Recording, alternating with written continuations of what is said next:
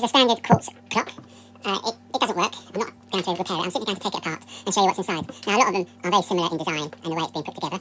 So, when I do eventually get it apart, you'll be able to see what's inside. There are several clips holding it in place, which I am slowly unclipping now. Right, these are the cogs. So you have a couple of basic things. Cogs, you have, it's similar to a motor. There are slight differences between that and a normal motor. Now, the crystal part is that a silver tube. That's the frequency crystal. Gives it a frequency so it can work out exactly how fast the motor works. So as you can see, I'm taking it all apart.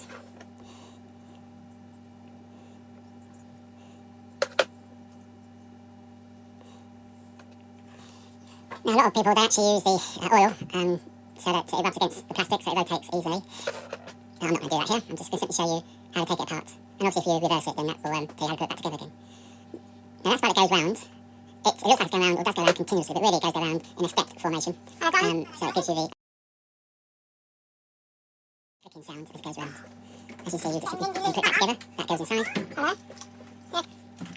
And that part there is the crystal. Just going to take the coil off. I didn't realise after I took it off that I actually broke the wires. At least I might not have broken the wires. Then they would have been knocking out his wire, perhaps it wasn't working. So these two here, if I keep the camera straight, that part is where you put the power in.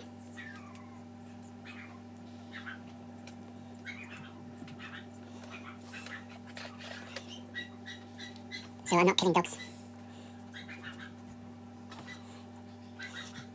Now, of course, you can speed all this up so you can see it, watch it quicker.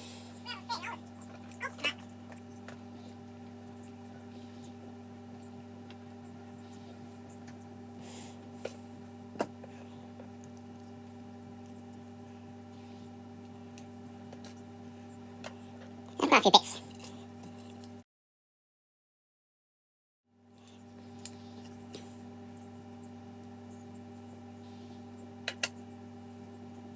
It's quite amazing really, this very simple clock. If you had that 200 years ago, it'd be worth a lot of money. Now the two little connections there, that is soldered onto the power, well, it's onto the little microchip that's on the PCB. The PCB is under that little black blob there.